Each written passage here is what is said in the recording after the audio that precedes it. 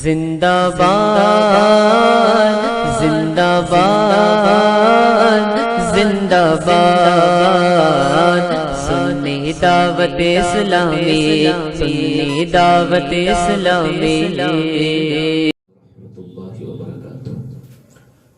سبحان اللہ، بڑے بہترین انداز میں نعت مصطفیٰ صلی اللہ تعالی علیہ وسلم پیش کر رہے تھے جناب حافظ نیاز رضا صاحب اللہ۔ اب آئیے اس کے بعد اب بغیر کسی تاخیر کے ہم اس عظیم اور پر نور سیشن کی طرف بڑھتے ہیں کہ جیسا کہ آپ تمام حضرات نے سوشل میڈیا کے ذریعے سے دیکھا تھا کہ روزہ اور رمضان کے اہم مسائل پر سوال و جواب کا سیشن ہوگا، جس میں حضور مفتی الفاظ قریشی صاحب قبلہ نجمی رضوی کہ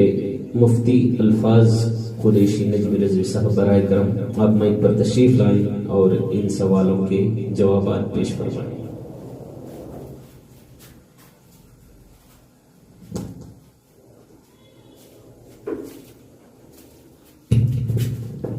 السلام علیکم ورحمۃ اللہ وبرکاتہ۔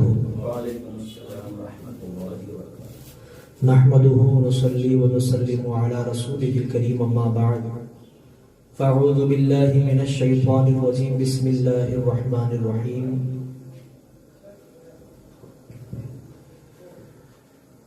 ان الله وملائكته يصلون على النبي يا ايها الذين امنوا صلوا عليه وسلموا تسليما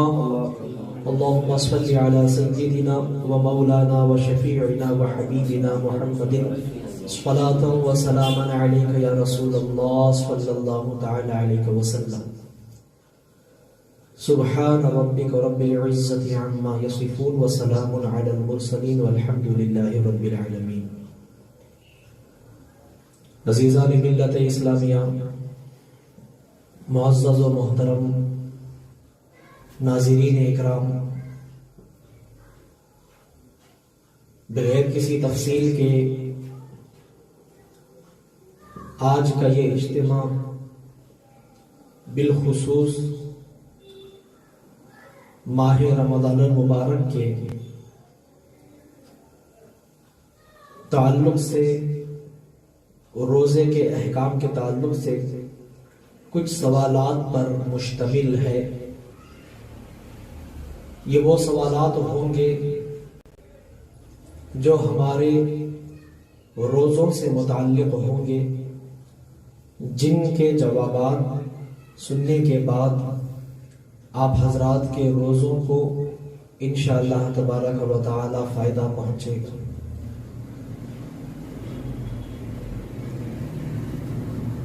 اللہ تبارک و تعالی نے قرآن مقدس میں ارشاد فرمایا ہے وَأَتِمُّوا الصِّيَامَ إِلَى اللَّيْلِ، اور تم روزوں کو رات تک پورا کرو۔ اب یہاں رات سے مراد کیا ہے؟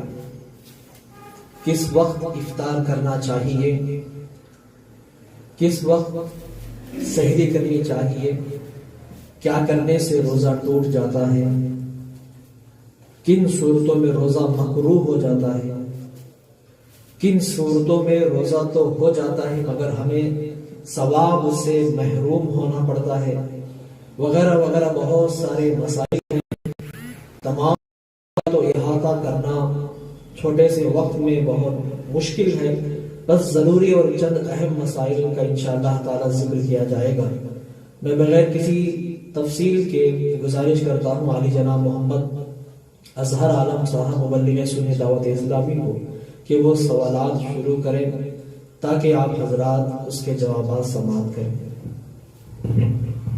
السلام علیکم ورحمۃ اللہ وبرکاتہ۔ وعلیکم السلام ورحمۃ اللہ۔ مفتی صاحب، روزہ اور رمضان کے مسائل سے قبل ایک اہم سوال ہے، وہ سوال یہ ہے کہ جب اذان ہوتی رہتی ہے تو کچھ لوگ اذان کے وقت میں بھی کچھ چیزیں کھاتے رہتے ہیں یا پیتے رہتے ہیں، تو اذان کے وقت میں ایسا کرنا کیسا ہے؟ یہ سوال بہت اہم ہے، بالخصوص خواتین اسلام اور بچوں کے تعلق سے یہ بارہا دیکھا گیا، اور خاص کر چند سال پہلے تو یہ مصیبت اور بلا بالخصوص ہمارے شہر سرا میں اور آس پاس کے مضافات میں بہت پھیلی ہوئی تھی کہ لوگ یہ سمجھتے ہیں کہ رمضان میں فجر کی اذان کا لاسٹ کلمہ ہونے تک سحری کا وقت باقی رہتا ہے۔ ایسا غلط خیال کرتے ہیں لوگ، اور اسی غلط خیال کی وجہ سے لوگ اذان کے دوران بھی کھانے اور پینے میں مشغول رہتے ہیں، کچھ لوگ جو نہیں جانتے۔ اور اللہ تعالیٰ کے فضل و کرم سے یہ معاملہ چند سالوں سے تھما ہوا ہے، مگر پھر بھی کچھ مسلمان روزہ تو رکھتے ہیں، صبح سے لے کر کے شام تک جو ہے بھوک اور پیاس سے بچے رہتے ہیں، لیکن ان کے غلط سمجھنے کی وجہ سے کہ فجر کی اذان کو بھی وہ سحری کا وقت سمجھتے ہیں، اور فجر کی اذان کا آخری کلمہ لا الہ الا اللہ اس وقت تک وہ کھانے اور پینے کو صحیح سمجھتے ہیں، جس کی وجہ سے کچھ حضرات پانی لے کر کے بیٹھے رہتے ہیں کہ جیسے اذان ہوگی ویسے پانی خوب پی کر کے ہم پانی کھانا چھوڑ دیں گے۔ تو ظاہر سی بات ہے فجر کی اذان ہوتی ہے فجر کے وقت میں، اور سحری کا وقت ہوتا ہے عشاء کا آخری وقت۔ صبح صادق سے پہلے پہلے سحری ختم کر لینا یہ ضروری ہے، وہ بھی احتیاطاً 5 منٹ پہلے ختم کر لینا چاہیے، ورنہ اگر فجر کا وقت شروع ہو گیا اور اس وقت ہم نے کچھ کھایا پیا تو ایسی صورت میں وہ روزہ ہرگز نہیں ہوا، کہ روزہ کہتے ہیں صبح صادق سے پہلے پہلے کھا اور پی کر کے سحری ختم کر لینے، اور اس کے بعد جو ہے بھوکا پیاسا رہ کر کے رات تک سورج کے غروب ہونے تک جو ہے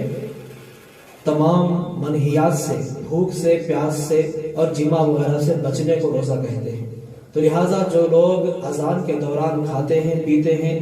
چاہے وہ کچھ بھی سمجھ کر کے، لہٰذا ایسے لوگوں کا روزہ ہرگز نہیں ہوتا۔ جن لوگوں نے ایسا روزہ رکھا ہے بالغ ہونے کے بعد، چاہے وہ مرد ہو یا عورت، ان لوگوں پر اس روزے کی قضا جو ہے فرض ہے۔ یاد کریں، سوچیں، غور کریں کتنے روزے ایسے ہوئے ہوں گے جن میں ہم نے فجر کی اذان کے وقت پانی پیا، فجر کی اذان کے وقت کچھ بھی تھوڑا بھی کھا لیا، تو ایسے تمام روزوں کو رمضان کے علاوہ دوسرے مہینے میں فرض ہے۔ اور اگر قضا نہیں کیے تو کہ جو کارڈ بنایا جاتا ہے اس کارڈ میں جو ٹائم لکھا جاتا ہے اس ٹائم سے پہلے پہلے سحری کو ختم کر لیں، اس کے آگے بڑھنے کی کوشش کریں گے تو روزہ خراب ہونے کا اندیشہ رہے گا۔ مجھے سب ایک اور سوال عرض یہ ہے کہ روزے کی حالت میں ناک میں انہیلر کا جو استعمال کیا جاتا ہے تو اس کا استعمال کرنا روزے کی حالت میں کیسا ہے؟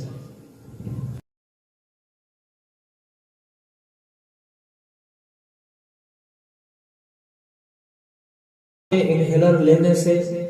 سکون مل جاتا ہے اور 24 گھنٹے مکمل ان کے آرام سے گزر جاتے ہیں، اور رات میں کسی بھی وقت وہ لے سکتے ہیں اور دن میں لینے کی ان کو ضرورت نہیں۔ تو ایسے لوگوں پر فرض ہے کہ وہ رات میں جو ہے انہیلر لے کر کے سکون اور جو ہے دما کی جو ان کو چاہت ہوتی ہے دما کی اس کو مکمل کر لیں، اور دن میں انہیلر لینے کی ضرورت پیش نہ آئے۔ تو جو لوگ ایک ٹائم سے صرف ایک وقت میں اس کو جو ہے لوگوں پر لازم ہے کہ وہ رات ہی میں انہیلر لے کر کے باقی جو ہے سحری کر کے، بلکہ سحری کے وقت بھی لینا چاہیں تو بھی لے لیں، صبح صادق سے پہلے پہلے انہیلر لے کر کے اپنے آپ کو سکون پہنچا لیں۔ لیکن اگر کسی نے رات میں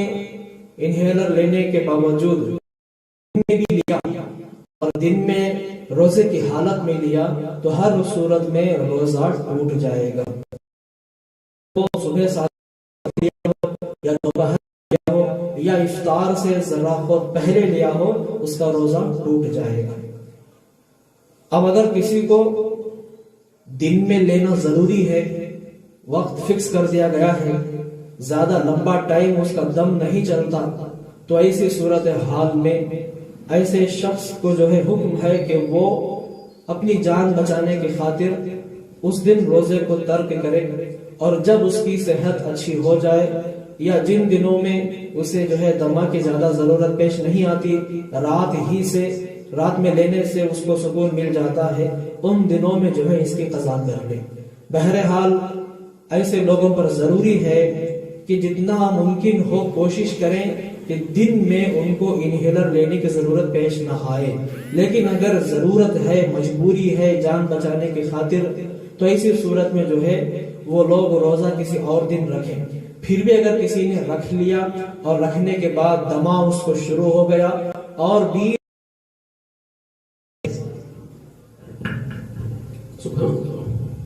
اور ایک سوال یہ ہے کہ بیمار لوگوں کو روزے کی حالت میں انجیکشن لگوانا کیسا ہے؟ جی یہ مسئلہ بہت زیادہ عام ہے۔ پہلے لوگ سمجھتے تھے کہ انجیکشن لینے سے روزہ ٹوٹ جاتا ہے، لیکن شریعت مطہرہ کا مسئلہ یہ ہے کہ انجیکشن لینے سے روزہ نہیں ٹوٹتا۔ وجہ یہ ہے کہ انسان کے جسم میں دو قسم کے سوراخ ہوتے ہیں، ایک سوراخ بڑا ہوتا ہے اور ایک سوراخ بہت ہی زیادہ چھوٹا جو ہماری آنکھوں سے نظر نہیں آتا، مائکروسکوپ وغیرہ کے ذریعے وہ سوراخ نظر آتے ہیں۔ تو دو سوراخوں کا حکم الگ الگ ہے۔ بڑے سوراخ جیسے کہ کان کا سوراخ بڑا ہے، ناک کا سوراخ بڑا ہے، ایسے ہی منہ کا سوراخ بڑا ہے۔ ان سوراخوں کے ذریعے جو بھی چیز اندر جائے گی روزے کو توڑ دیتی ہے۔ ان کے علاوہ ہاتھ میں بھی ہمارے سوراخ ہے، پیر میں بھی سوراخ ہے، مگر وہ ہمیں نظر نہیں آتے۔ ایسے نظر نہ آنے والے سوراخ میں سے اگر کوئی چیز اندر گئی تو اس سے روزہ نہیں ٹوٹتا ہے۔ تو یہی مسئلہ انجیکشن کا ہے۔ اگر ہم ہاتھ میں لیے یا کمر پر لیے تو وہاں بڑے روزن نہیں ہوتے، چھوٹے روزن ہوتے ہیں۔ تو ان چھوٹے روزنوں کے ذریعے اگر کوئی دوائی اندر گئی تو ہمارا روزہ اس سے نہیں ٹوٹتا۔ یہی فقہائے اکرام نے اپنی کتابوں کے اندر صراحت کے ساتھ لکھا ہے، یہی قاعدہ کلیہ بیان کیا ہے کہ جو جسم کے بڑے بڑے روزن ہیں ان میں سے اگر کوئی چیز اندر گئی تو روزہ توڑ دیتا ہے، اور اگر چھوٹے چھوٹے سوراخ جو نظر نہیں آتے ان سے اگر کوئی چیز اندر گئی تو روزہ نہیں ٹوٹتا ہے۔ تو لہٰذا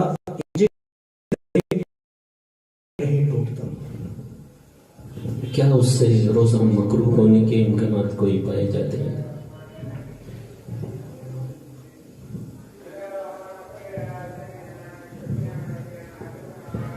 جہاں تک انجیکشن کے ذریعے روزہ مکروہ ہونے کا سوال ہے تو اس تعلق سے حکم شرع یہ ہے کہ اگر کوئی شخص طاقت حاصل کرنے کے لیے، کمزوری دور کرنے کے لیے، جو روزے سے انسان کو بھوک اور پیاس سے کمزوری لاحق ہوتی ہے، اس کمزوری دور کرنے کے لیے، طاقت لانے کے لیے اگر ایسا کرتا ہے تو یقیناً یہ کام اس کا مکروہ ہے۔ اور اگر اس کو بخار تھی یا کوئی بیماری تھی اور اس کو کم کرنے کے لیے وہ انجیکشن لیتا ہے تو مکروہ بھی نہیں، روزہ صحیح و سالم ہو جائے گا۔ سبحان اللہ، جزاک اللہ خیر۔ ابھی اذان ہو رہی ہے۔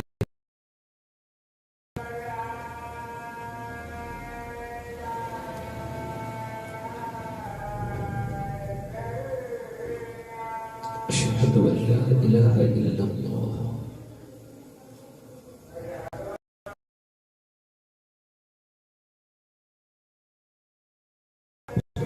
اللہ تعالی علیہ وسلم قرۃ عین بک یا رسول اللہ، اللہ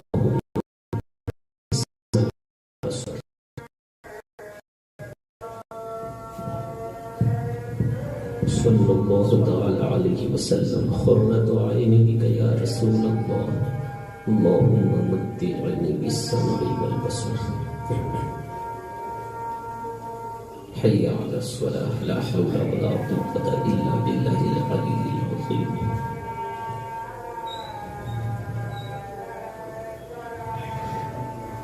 حی علی الصلاة، لا حول ولا قوة الا باللہ العلی العظیم۔ حي على الفلاح ما شاء الله لا حول ولا قوة إلا بالله العلي العظيم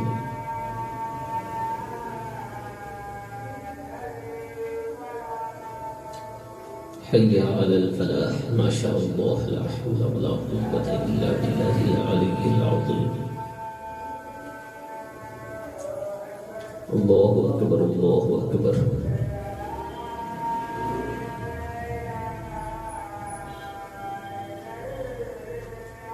لا إله إلا الله محمد رسول الله صلى الله عليه وسلم بسم الله الرحمن الرحيم الصلاة والسلام عليك يا رسول الله صلى الله تعالى عليه وسلم رب هذه الدعوة التامة والصلاة القائمة آت سيدنا محمد الوسيلة والفضيلة والدرجة الرفيعة وابعثه مقاما محمودا الذي وعدته وارزقنا شفاعته يوم القيامة إنك لا تخلف الميعاد الصلاة والسلام عليك يا نور الله صلى الله تعالى عليه وسلم میرے پیارے آقا صلی اللہ تعالیٰ علیہ وسلم کے پیارے دیوانوں، آئیے پھر سے حضور مفتی صاحب کی بارگاہ میں ان سوالوں کے نذرانے پھر پیش کریں گے۔ مفتی صاحب ایک اور سوال ہے کہ جس عورت کے چھوٹے بچے ہوں اور وہ اپنے بچے کو دودھ پلاتی ہے تو کیا ایسی عورت روزہ رکھ سکتی ہے؟ اللہ کے پیارے رسول صلی اللہ علیہ وسلم نے ارشاد فرمایا ان الدین یسر، بے شک دین آسان ہے۔ یہ دین اسلام ایسا مذہب ہے کہ جس کے اندر بے شمار آسانیاں ہیں، اور روزے کے تعلق سے بھی اللہ تبارک و تعالیٰ نے قرآن مقدس میں آسانیاں عطا فرمائی ہیں اللہ رب العزت نے۔ انہی آسانیوں میں سے ایک آسانی یہ بھی ہے کہ جو عورت بچے کو دودھ پلا رہی ہے، ایسی عورت کو روزہ رکھنے کا بھی اختیار ہے، چاہے وہ روزہ رکھ سکتی ہے اگر وہ بہت مضبوط ہے اور اس کے روزہ رکھنے سے دودھ میں کمی واقع نہیں ہوگی اور بچے کو کوئی حرج نہیں ہوگا تو وہ روزے رکھ کر کے اپنے فرض روزے رمضان میں مکمل کر سکتی ہے۔ لیکن اگر کسی عورت کے دودھ پلانے کے زمانے میں روزہ رکھنے کی وجہ سے اس عورت کے دودھ میں کمی واقع ہو سکتی ہے، جس سے اس کے بچوں کو جو ہے تکلیف ہوگی اور اس کے بچوں کو دودھ کم پہنچے گا اور بچوں کے کمزور ہونے کا اندیشہ ہے، تو ایسی صورت میں اس عورت کو چاہیے اور اس کے لیے شریعت میں رخصت ہے کہ وہ ان دنوں کے روزے چھوڑ دے، اور جب دودھ پلانے کے ایام مکمل ہو جائیں اور دوسرے ایام آئے تو ان میں چھوٹے ہوئے رمضان کے روزوں کی قضا کرے۔ قضا کرنا تو فرض ہے، ہر حال میں جو ہے قضا کرے گی، لیکن رمضان شریف میں اگر دودھ پلانے کا مہینہ آ گیا اور ظاہر سی بات ہے آتا ہی ہے 1 سے 2 مرتبہ، تو ایسی صورت میں جو ہے دونوں حکم بیان کر دیے، عورت کی طاقت کے حساب سے ہے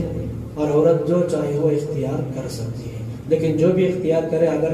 روزہ چھوڑ رہی ہے تو ماہ رمضان مکمل ہونے کے بعد دودھ والا زمانہ جانے کے بعد وہ عورت جو ہے جتنے روزے چھوڑی ہے اگر پورا مہینہ چھوڑی ہے تو مکمل 30 دن جو ہے وہ دوسرے ایام میں اپنے چھوٹے ہوئے روزوں کی قضا کرے گی، چاہے وہ مکمل لگاتار قضا کرے یا چاہے ہفتے میں 1 2 3 روزے رکھ کر کے جو ہے قضا کرے، وہ اس کے لیے سہولت ہے، جیسے چاہے ویسے کرے، لیکن جتنے روزے چھوٹے ہیں ہر روزے کی قضا فرض ہے۔ ایک اور سوال عرض یہ ہے کہ ہماری مسلم بہنیں جب روزہ رکھتی ہیں، جب وہ روزے کی حالت میں ہو تو اس وقت ان کے حیض کے ایام شروع ہو گئے، تو اس صورت میں حکم کیا ہے؟ اگر کوئی عورت روزہ رکھ چکی ہے اور اسے دن میں یا روزہ رکھنے کے بعد کسی بھی وقت حیض شروع ہو جائے تو ایسی صورت میں جیسے حیض آنے لگا روزہ ٹوٹ جاتا ہے اور اس پر حکم یہ ہے کہ وہ مغرب تک، اس دن جو ہے جس دن حیض آیا اس دن مغرب تک نہ کچھ کھائے نہ کچھ پیے، مغرب تک ایسے ہی روزدار کی طرح رہے۔ پھر جب دوسرے دن آئیں گے جس میں حیض کے ایام ہوں گے اس کے، تب وہ مکمل کھا سکتی ہے، پی سکتی ہے، مگر چھپ کر کے، لوگوں کے سامنے ظاہر ہو کر کے نہیں، چھپ کر کے کھا سکتی ہے، پی سکتی ہے، کیونکہ حیض کی حالت میں روزہ رکھنا حرام ہے، نماز پڑھنا حرام ہے۔ تو جس دن حیض آیا، اس دن جس وقت حیض آیا اس وقت اس کا روزہ ٹوٹ گیا، چلا گیا، اس روزے کو بھی وہ قضا کرے گی، اور باقی جتنے روزے حیض کے ایام میں گزر گئے ہر روزے کی وہ رمضان کے بعد قضا کرے گی۔ اور فرسٹ دن جب اس کو حیض آیا، چاہے وہ دوپہر میں ہو یا عصر کے وقت ہو،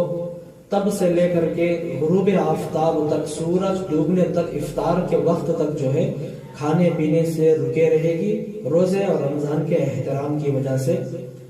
اور دوسرے دن چونکہ وہ مکمل طور سے روزہ نہیں رہے گی، تو ایسی صورتحال میں جو ہے وہ کھائے گی پیے گی، مگر چھپ کر کے۔ تو یہ مسئلہ بالخصوص عورتیں سماعت کریں، لوگوں کے سامنے کھانے پینے سے ضرور پرہیز کریں، کیونکہ ماہ رمضان المبارک میں جو سب کے سامنے کھاتے پیتے گھومتا ہے، ایسے شخص کے لیے شریعت اسلامیہ میں قتل کرنے کا حکم ہے، جو کھلم کھلا لوگوں کے سامنے رمضان المبارک میں کھانے اور پی کر کے جو ہے لوگوں کے سامنے جاتا ہے اور لوگوں کے سامنے ہی سرے عام کھاتا ہے پیتا ہے، اس کو مار ڈالنے کا حکم ہے، کیونکہ اس نے ماہ رمضان کا ادب اور احترام نہیں کیا، توہین کی اس نے۔ اور یہ مسئلہ یاد بالخصوص خواتین رکھیں، چاہے حیض آئے چاہے نفاس آئے، دونوں کا یہی حکم ہے۔ آپ نے ابھی فرمایا کہ اگر دن میں درمیان میں حیض شروع ہو جائے تو شام تک روزے دار کی طرح رہے، مغرب تک۔ اب مغرب کو کیا وہ افطار کرے گی یا ویسے ہی کھانا شروع کر دے گی؟ اور اس دن کا جو روزہ ہے کیا وہ اس کا روزہ ہوگا یا نہیں؟ اس دن کا روزہ اس کا ہرگز نہیں ہوگا، روزہ تو ٹوٹ گیا اس کا اسی وقت جب حیض آیا، اس دن کی بھی وہ قضا کرے گی۔ رہی بات شام تک بھوکے اور پیاسے رہنے کی، تو یہ واجب بھی نہیں ہے، یہ واجب بھی نہیں ہے اس کے اوپر، صرف ایک مستحب ہے کہ اس نے روزہ رکھا تھا لیکن اس کا روزہ ٹوٹ گیا حیض کی وجہ سے، تو اب وہ روزے کی عزت اور روزے کی تعظیم کے لیے اپنے آپ کو مغرب تک جو ہے اپنے کو کھانے اور پینے سے بچا کے رکھے، تو یہ اس کے لیے بہتر ہے۔ اور دوسری بات جو مستحب ہے وہ اس لیے ہے بہتر کھانے پینے سے بچنا، تاکہ لوگوں کو پتہ نہ چلے کہ اس عورت کو حیض آیا ہے۔ گھر میں خاندان میں جب دیکھے کہ اس نے سحری کی ہے، اب یہ روزے میں ہے، 12 ساڑھے 12 بجے تک روزے سے تھی، پھر حیض آ گیا، اور دوپہر کا کھانا اگر وہ لوگوں کے سامنے کھا لیتی ہے تو پتہ چل جائے گا کہ اس کو جو ہے اس وقت حیض آنا شروع ہوا۔ اور یہ جو ہے شریعت مطہرہ میں سخت ناپسندیدہ ہے کہ کسی دوسرے کو کسی عورت کا حیض آنا نہ آنا پتہ چلے، اور بہت سارے اس کے کارن ہے، ریزن ہے، لہٰذا یہ مستحب حکم ہے کہ وہ شام تک کھانے پینے سے اس دن بچے، لیکن اس کا روزہ نہیں ہوا، وہ روزداروں کے ساتھ بیٹھ کر کے کھائے گی، تو افطار میں جو بیٹھ کر کھانے کا ثواب ہے اور جو دعا ہے وہ سب کی برکتیں حاصل کرے گی، لیکن اس کا روزہ نہیں ہوا۔ سبحان اللہ۔ ایک اور سوال یہ ہے کہ روزے کی حالت میں کسی کو سر درد آ گیا یا ہاتھ پیر درد آ گئے، تو ایسی صورت میں روزے کی حالت میں وکس لگانا یا دوسرے چیزیں لگانا جو درد کو کم کرتی ہیں اور اس میں سے زیادہ مہک بھی آتی ہے، تو ان چیزوں کا استعمال کرنا روزے کی حالت میں کیسا ہے؟ بلا شبہ ان چیزوں کا استعمال کرنا جائز و درست ہے، کوئی حرج نہیں، روزہ نہیں ٹوٹے گا۔ جیسے کہ اس سے پہلے ہم نے بتایا کہ باہر سے کسی چیز کو اندر داخل کرنے کے 2 راستے ہیں، ایک بڑے سوراخ اور دوسرے چھوٹے۔ بڑے سوراخ سے اگر داخل کریں گے تو بالاتفاق روزہ ٹوٹ جائے گا، اور اگر چھوٹے سوراخ جو نظر ہی نہیں آتے ان سے اگر کوئی چیز اندر گئی، جیسے کہ آپ لوگ محسوس کر سکتے ہیں نورتنا تیل کو. یہ تیل اتنا ٹھنڈا ہوتا ہے کہ ہمارے سر کو لگانے کے بعد اندر تک جا کر کے ہمیں محسوس ہوتا ہے. تو یہ پہنچتا تھا اندر تک ہے، مگر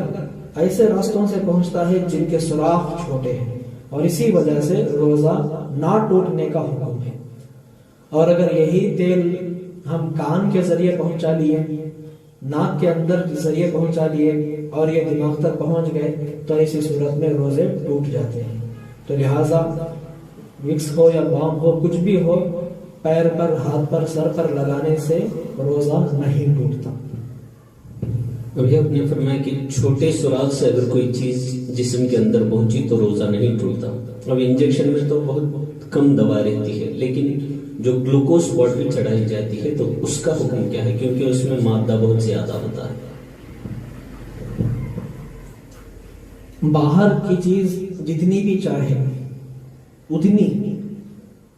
اندر اگر چلی جائے اور چھوٹے سوراخوں کے ذریعے جائے تب بھی روزہ نہیں ٹوٹتا. اسی لیے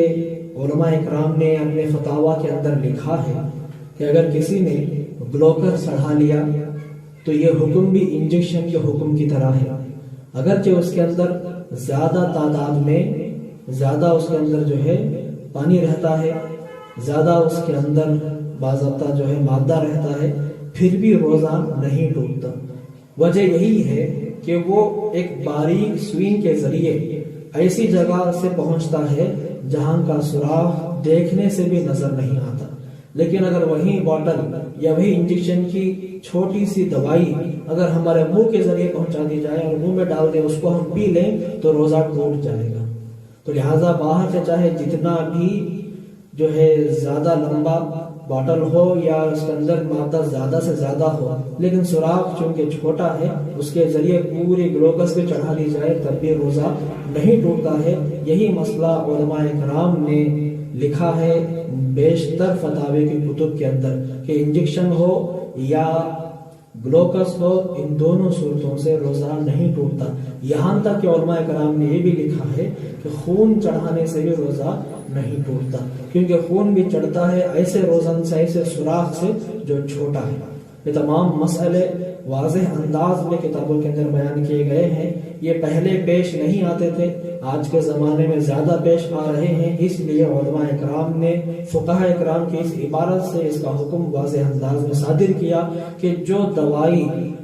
نظر نہ آنے والے سوراخوں سے پہنچتی ہے اس سے روزہ نہیں ٹوٹتا، اور جو بھی چیز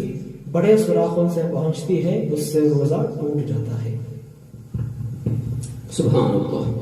ایک اور سوال عرض یہ ہے کہ روزے کی جو نیت کرتے ہیں اس کا وقت کتنا ہے؟ مطلب کب سے کب تک ہم روزے کی نیت کر سکتے ہیں؟ روزے کی نیت جو ہے رات ہی سے شروع ہو جاتی ہے. نیت آپ رات سے ہی کر سکتے ہیں، اور سحری کھانا خود ایک نیت ہے. اور رات سے شروع ہو کر کے ظہوہ کبریٰ سے پہلے تک روزے کے نیت کا وقت رہتا ہے.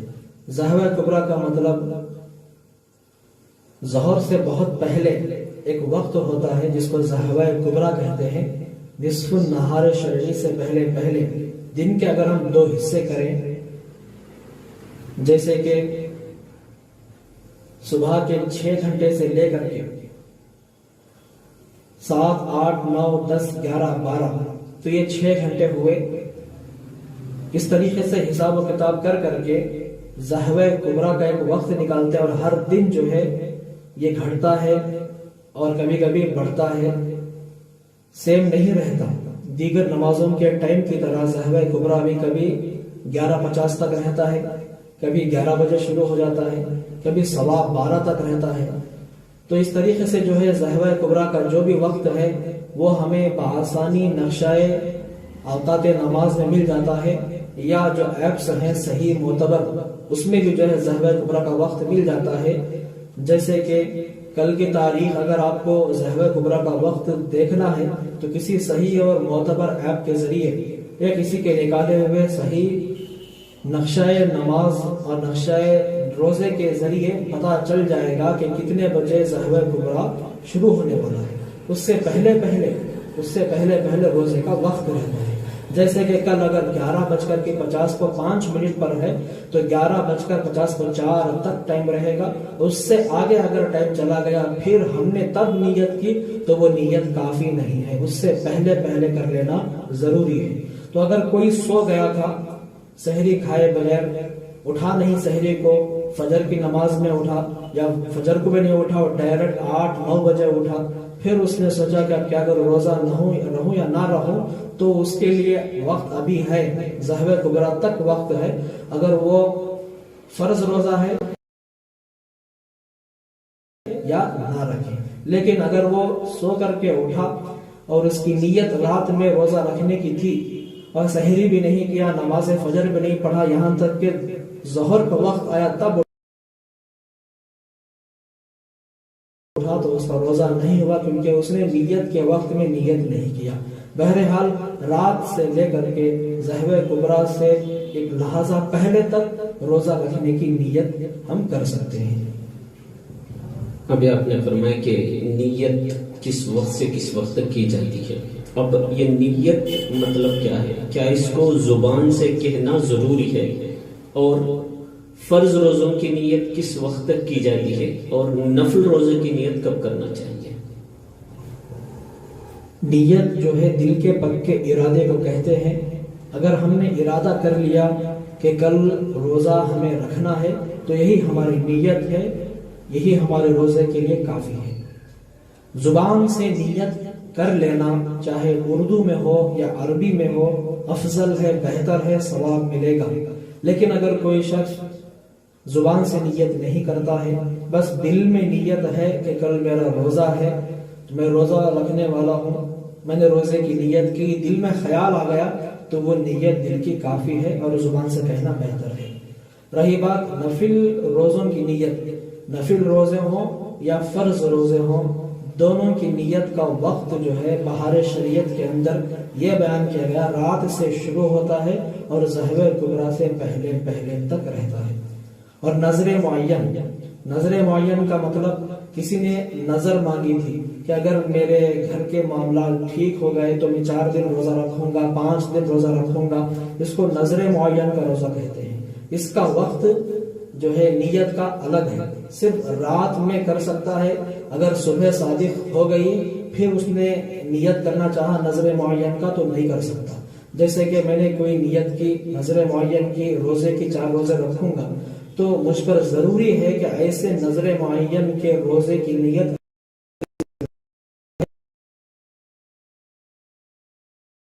ایسی صورت میں اس وقت جو ہے روزے کی نیت نہیں کر سکتے نظر معین کی, جو نظر کے روزے ہوتے ہیں اس کی. رہی بات نفل روزے اور ماہ رمضان کے روزے, تو ان کا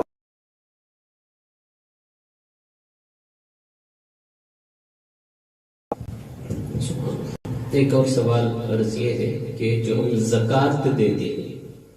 زکوٰۃ تو عام لوگوں کو دیتے ہیں, لیکن جو سید حضرات ہوتے ہیں ان کو زکوٰۃ دینا کیسا ہے, اور کیا ہم اس کا شرعی ہیلا کر کے اس زکوٰۃ کی رقم کو ہم سیدوں کو دے سکتے ہیں یا نہیں؟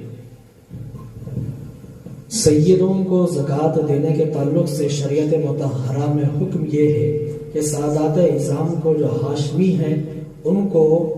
زکوٰۃ دینا جائز نہیں ہے. ان حضرات کی عظمت کی وجہ سے, ان حضرات کی عزت کی وجہ سے, کیونکہ زکوٰۃ مال کا میل کہلاتا ہے اور یہ جو ہے ان سادات کرام کو دینا یہ کسی بھی طریقے سے عقلاً شرعاً مناسب نہیں ہے. لیکن اگر کوئی سید زادے بہت زیادہ غریب ہیں, ان کے پاس مال اور دولت نہیں ہے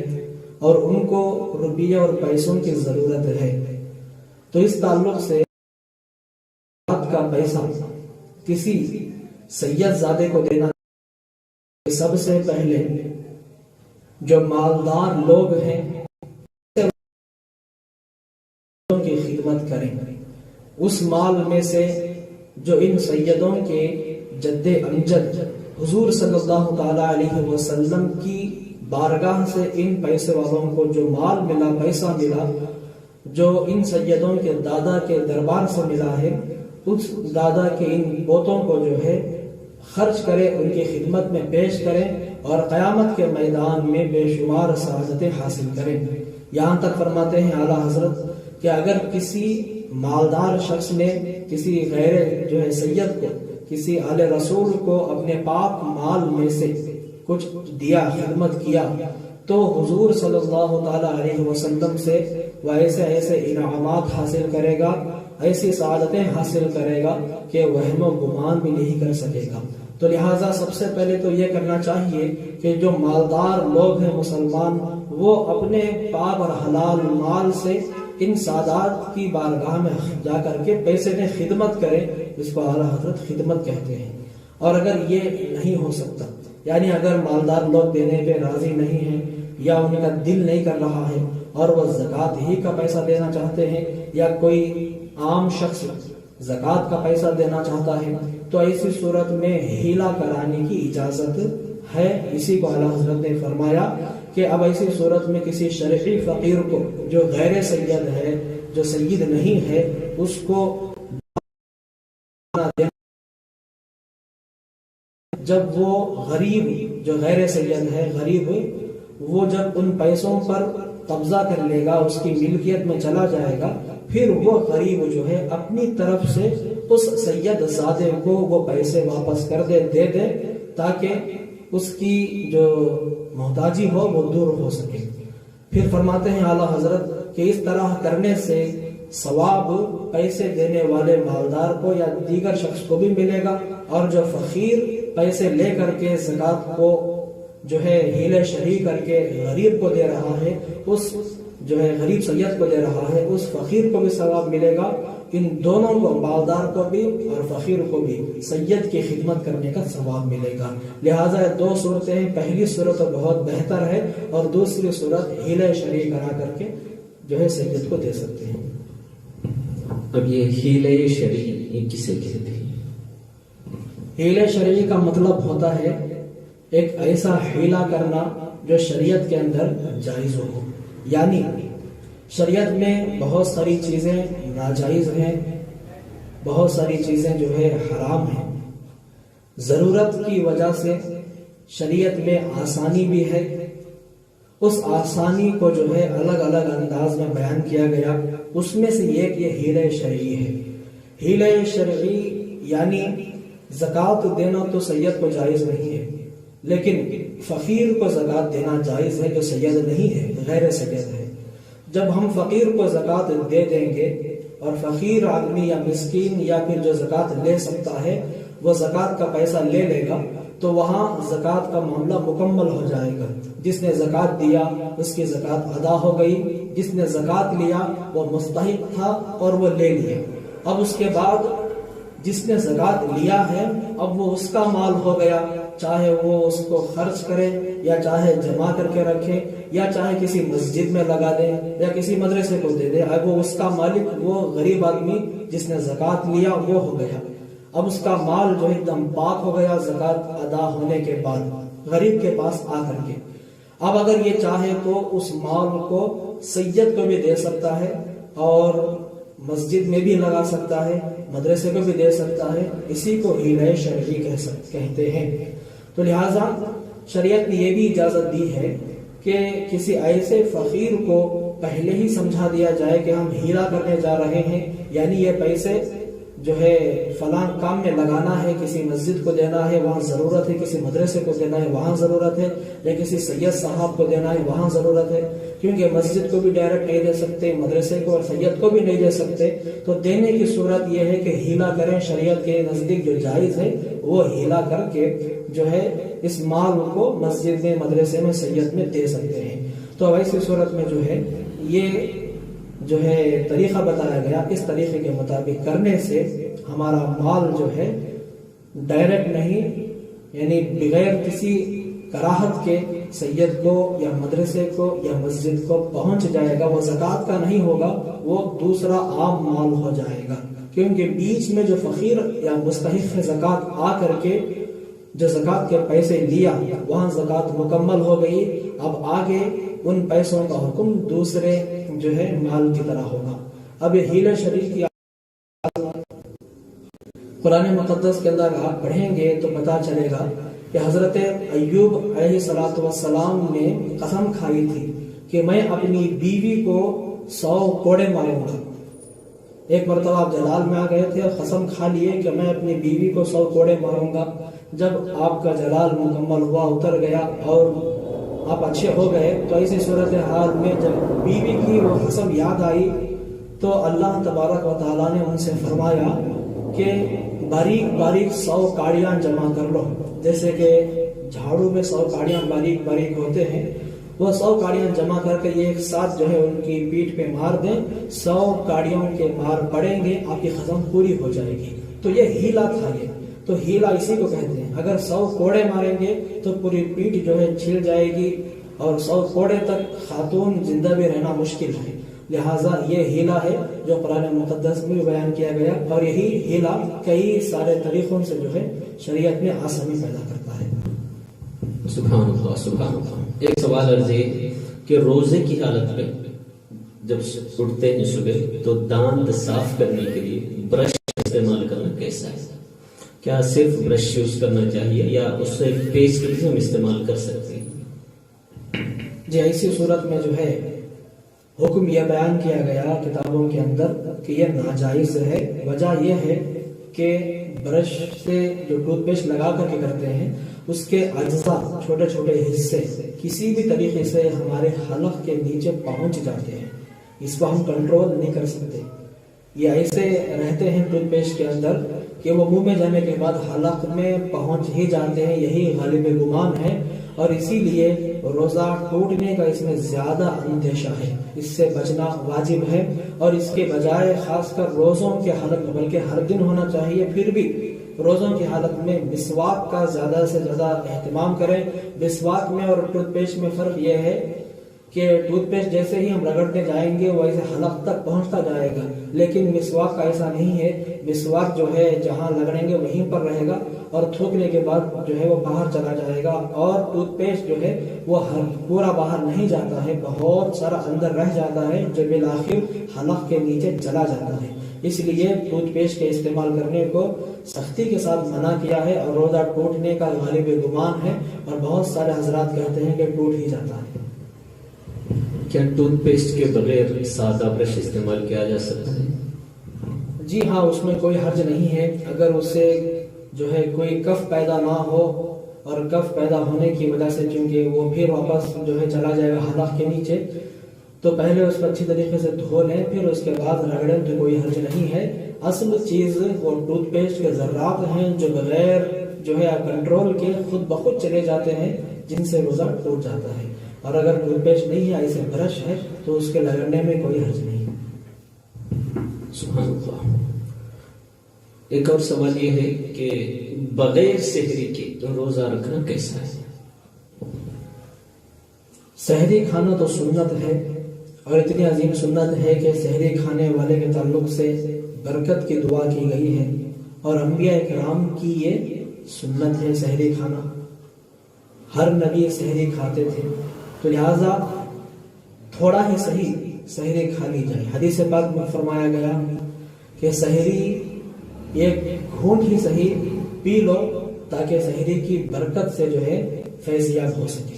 تو لہٰذا سحری کھا لینی چاہیے۔ لیکن اگر کوئی شخص اٹھ نہیں پایا یہاں تک کہ سحری کا وقت پورا ہو گیا، صبح صادق آ گیا، تو ایسی صورت میں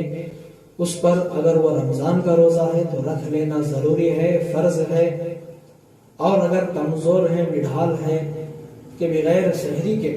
وہ روزہ نہیں رکھ سکتا اور ایک دم اس پہ یقین کامل ہے،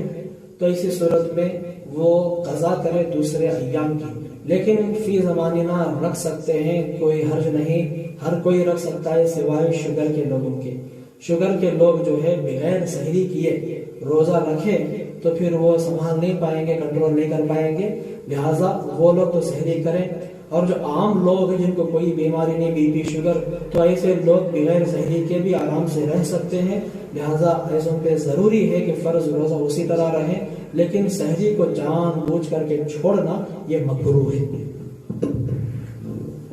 آنکھ اور کان میں دوائی ڈالنے سے کیا روزہ ٹوٹ جاتا ہے؟ اس تعلق سے مجلس شرعی کے فیصلے کے اندر یہ ذکر کیا گیا ہے کہ آنکھ میں دوائی ڈالنے سے روزہ نہیں ٹوٹتا اور کان میں دوائی ڈالنے سے روزہ ٹوٹ جاتا ہے۔ پھر یہ وہی مسئلہ ہوا جو پہلے ہم نے بیان کیا کہ آنکھ کے اندر ایسا کوئی روزہ نہیں جو بڑا ہو اور وہ دماغ تک پہنچ جائے، اس لیے آنکھ میں اگر پانی گیا یا تیل گیا یا ہم نے سرما لگایا یا جو ہے دوائی ڈالی تو اس سے روزے پہ کوئی حرج نہیں پڑتا، اور اگر کان میں دوائی ڈالے تو روزہ ٹوٹ جاتا ہے۔ تو یاد رکھیں، بہت سارے لوگ کنفیوز ہو جاتے ہیں اس تعلق سے، آنکھ میں روزہ ڈالنے سے روزہ نہیں ٹوٹتا اور آنکھ میں دوا ڈالنے سے روزہ نہیں ٹوٹتا اور کان میں دوا ڈالیں گے تو ٹوٹ جائے گا۔ کبھی کبھی ایسا ہوتا ہے کہ آنکھ میں دوائی ڈالنے کے بعد اس کا اثر حلق تک پہنچتا ہے، یہاں تک کہ جیسے کہ ہم سرما لگاتے ہیں تو کبھی تھوکتے ہیں تو وہ سرمے کا اثر پھر تھوک کے ساتھ نکلتا ہے، تو روزے کی حالت میں اس کا حکم کیا ہے؟ اس کے تعلق سے باہر شریعت کے اندر بھی صراحت کے ساتھ یہ لکھا گیا ہے، ایسی صورتوں کے بیان میں کہ جن سے روزہ نہیں ٹوٹتا، یہ باہر شریعت کی ایک باب ہے، جیسے کہ بھول کر کھایا تو روزہ نہیں ٹوٹتا، بھول کر پیا تو نہیں ٹوٹتا، اسی طرح آنکھ میں سرما لگایا اور سرمے کا مزہ حلق تک محسوس ہوا، یہاں تک کہ تھوک سے بھی وہ کالا پن نکل آیا، تب بھی روزہ نہیں ٹوٹتا۔ وجہ یہی ہے کہ وہ ایسی جگہ سے گیا ہے جو سوراخ چھوٹے چھوٹے ہیں، تو لہٰذا چاہے وہ دوا ہو چاہے وہ سرما ہو، اس کا حلق میں احساس بھی ہوا تب بھی روزہ نہیں ٹوٹتا۔ سبحان اللہ۔ ایک آخری سوال سے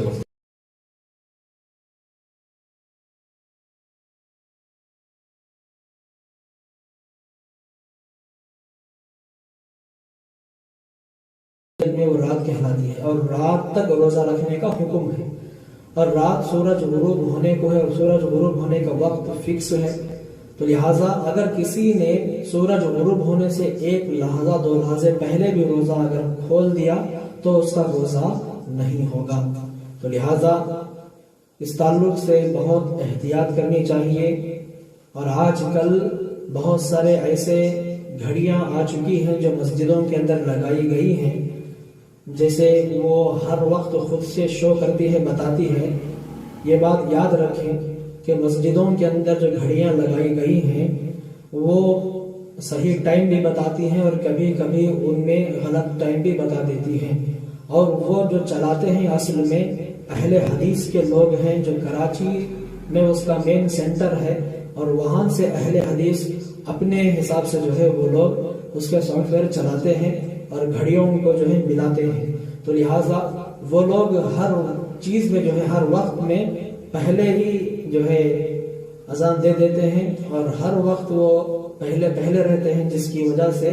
اہل سنت والجماعت کے جو تحقیقی اوقات ہیں اس سے 4-5 منٹ پہلے ہی ان کا وقت جو ہے شروع ہو جاتا ہے، اور وہ لوگ جو ہے ہر اپنی متعلق جو گھڑی ہے دنیا بھر میں پھیلے ہوئے ہر ایک میں جو ہے وہ ایک ٹیون بجا دیتے ہیں، جس سے لگتا ہے کہ وقت ہو گیا۔ لیکن اگر آپ تحقیقی اعتبار سے جائیں گے جو اعلیٰ حضرت نے قواعد فراہم کیے ہیں تو ایسی صورت میں پائیں گے کہ کبھی کبھار بلکہ اکثر اوقات خاص کر مغرب کے وقت جو ہے ان کے اور ہمارے ٹائم میں 3 سے 4 منٹ کا فرق ہو جاتا ہے، اور ہمارا جو وقت ہے وہ ایک دم تحقیقی رہتا ہے سورج غروب ہونے کا، جس میں ذرہ برابر شک نہیں رہتا، اور ان کا جو وقت رہتا ہے 4-5 منٹ پہلے کر دیتے ہیں، اور ان کے وقت سے ہم کو کوئی لینا دینا نہیں ہے۔ وہ جو گستاخ رسول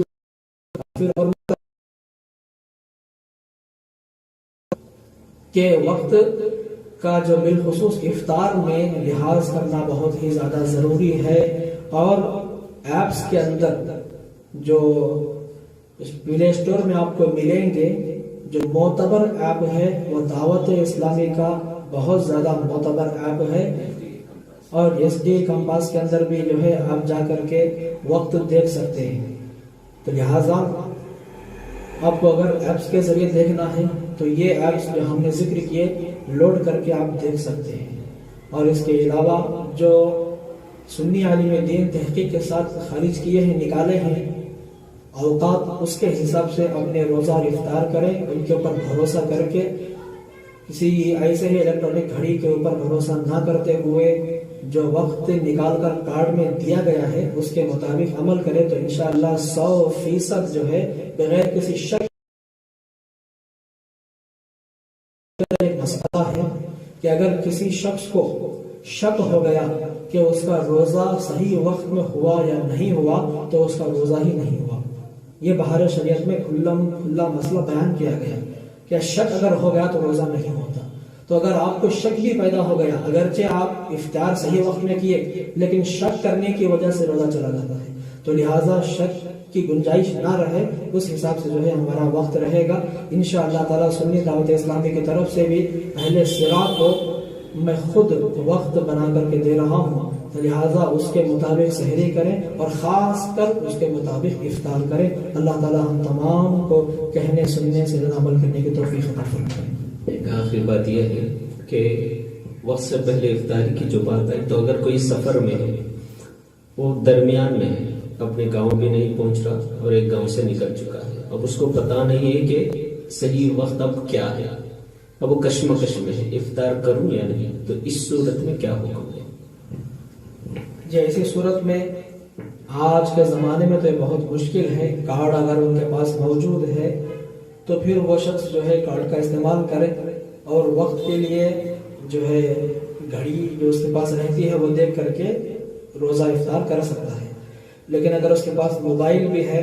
تب تو جو ایپ ہم نے بتایا اس کے ذریعے جو ہے جا کر کے وہ اپنا وقت مغرب دیکھ کر کے روزہ کھول سکتا ہے. لیکن اگر اس میں سے کچھ بھی نہیں ہے تو اب ظاہر سی بات ہے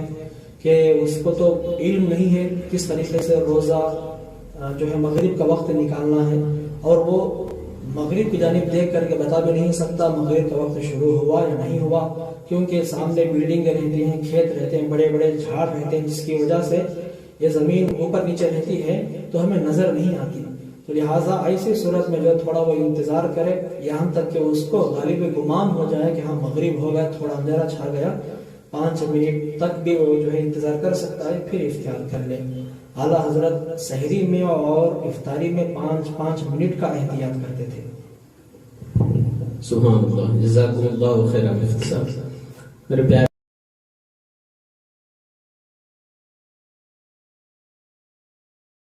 کے اور روزے کے سحری و افطاری کے مسائل بالکل ٹائم ٹیبل اور اپنا وقت سب کچھ سنیوں کے درمیان میں رائج کرنے کی کوشش کریں. اس لیے ہماری کوشش یہ ہے کہ سنی حضرات جو ہیں وہ صحیح حساب سے احادیث قریبہ کی روشنی سے سحری و افطاری کریں اور اپنے اعمال کو درست فرمائیں. یہی سنی دعوت اسلامی کی کوشش ہے. جیسا کہ حضور مفتی صاحب نے بتایا کہ SDI کمپاس اگر آپ پلے سٹور میں جا کر کے انسٹال کر لیں تو آپ جس لوکیشن پر ہوتے ہیں اس لوکیشن کے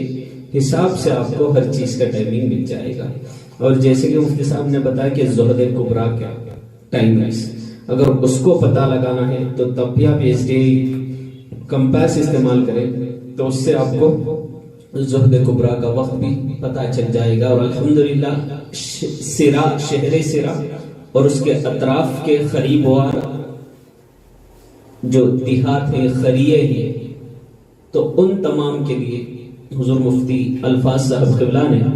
اپنے علم توحید کے ذریعے سے انہوں نے یہاں کا نماز روزہ سحری افطاری اشراق چاش زہد کبریٰ اور مکروہ وقت کیا ہے ان سب کے تعلق سے انہوں نے ٹائم ٹیبل ریڈی کیا ہے. اور الحمدللہ سرا میں سنی دعوت اسلامی کی جانب سے کچھ کارڈز بھی بس اپنی طاقت کے حساب سے کچھ کارڈز چھپوائے جا رہے ہیں. انشاءاللہ مساجد میں وہ کارڈز رمضان کارڈز کی بھی تقسیم ہوگی. اور جہاں تک ہمارے کانٹیکٹس میں جیسے کہ سوشل میڈیا میں ہے ہم حضرات اس کارڈ کو سوشل میڈیا کے ذریعے سے عام کرنے کی کوشش کریں گے. آپ SDI کا لوگو جب اس کارڈ پر دیکھیں تو یقین کر لیں کہ یہی سحری و افطاری کا صحیح وقت ہے. اللہ تبارک و تعالی ہم مجھے اور آپ سب کو ہم سب کو صحیح انداز میں روزے اور رمضان کا احترام کرنے کی توفیق عطا فرمائے، ہر بھول غلطی سے بچ کر کے روزوں کا صحیح اہتمام کرنے کی توفیق عطا فرمائے۔ دوران گفتگو لفظ خطائب بھی ہوں تو اللہ تبارک و تعالی غلطیوں کو معاف فرمائے۔ تمام حضرات کھڑے ہو جائیں، صلاۃ و سلام پڑھ لیں۔